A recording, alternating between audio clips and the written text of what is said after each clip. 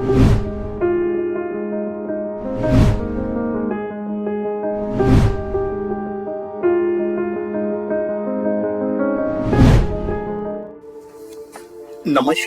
मित्रों, क्रांति वेलनेस प्रस्तुत निरामय स्वास्थ्य का प्राकृतिक राजमार्ग यह ऑडियो बुक में आप सभी का स्वागत है।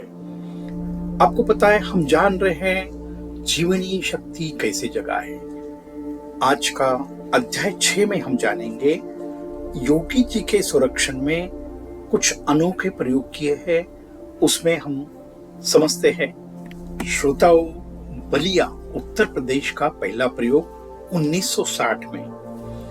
सन 1960 में डॉक्टर गुरहरक सिंह और निवेदन और देखरेख में पूज्य योगी जी ने उत्तर प्रदेश में बलिया जिले में अपनी विचारधारा की सत्यता प्रमाणित करने हेतु एक प्रयोग किया। उस समय योगी जी की आयु 54 वर्ष थी और डॉक्टर गुरहरक सिंह की आयु 57 वर्ष की थी। योगी जी ने लगातार 9 दिन तक प्रतिदिन केवल 2 बार गंगा जल ग्रहण किया, उसके अलावा कुछ भी नहीं। फिर भी दोनों स्वस्थ रहे। वे प्रतिदिन 5 मील टहलते थे और नदी में 1 घंटा तैरते थे। योगी जी दिन भर सत्संग और प्रवचन करते थे।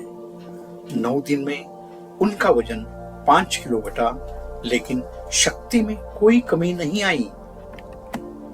90 दिन दोपहर 12 बजे उन्होंने केवल 1 गिलास संतरे का जूस लिया। शाम 5 बजे उबली लौकी और बलाकली ली और उसी रात 10 बजे उनका वजन 2.5 किलो बढ़ गया, जबकि भोजन का कुल वजन 1 किलो से भी कम था। इससे सिद्ध हुआ शरीर शुद्ध होने के बाद अल्प आहार से भी असाधारण पोषण प्राप्त हो सकता है। डॉक्टर गुरहरक सिंह इस प्रयोग से प्रभावित हुए। उन्होंने सेवा सिमरन की विचारधारा अपनाई और अपनी पुस्तक डिवाइन क्यूर में इसको स्वीकार किया। दूसरा प्रयोग राजभवन लखनऊ 1966 में।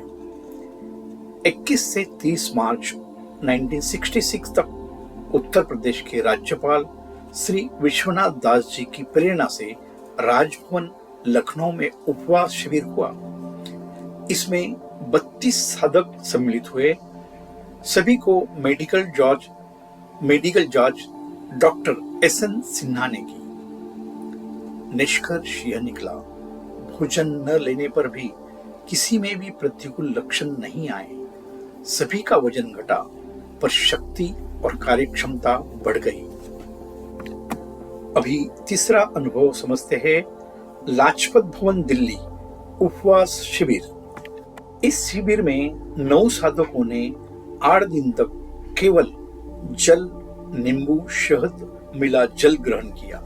वे अपनी दिनचर्या और कार्य करते रहे। डॉक्टर A गुप्ता और उनकी टीम ने परीक्षण किया। इनका निष्कर्ष निकला, भोजन में शक्ति नहीं है। भोजन के अभाव में भी शक्ति बनी रहती है, बल्कि सभी की कार्यक्षमता बढ़ गई। चौथा प्रयोग नारायण आश्रम बरेली 1993 में हुआ। 24 मार्च से 14 सितंबर 1993 तक नवरात्रि गोष्ठी में विस्तृत चिकित्सा परीक्षण किए गए।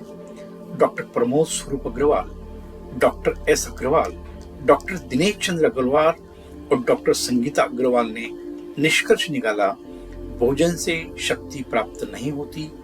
यह मत वैज्ञानिक रूप से सत्य है। युक्त पूर्वक उपवास से व्यक्ति भयंकर रोगों से मुक्त हो सकता है। 5वां अनुभव बद्रीनारायण सेवाग्राम मेरठ 1995 और 1998। 1995 से 1998 तक प्रत्येक नवरात्रि में उपवास पर शोध कार्य किए गए। संरक्षण डॉक्टर SL श्रीवास्तव, प्राचार्य, मेडिकल कॉलेज मेरठ। उपवास से शक्ति घटी नहीं बल्कि बढ़ी। वजन कम हो गया।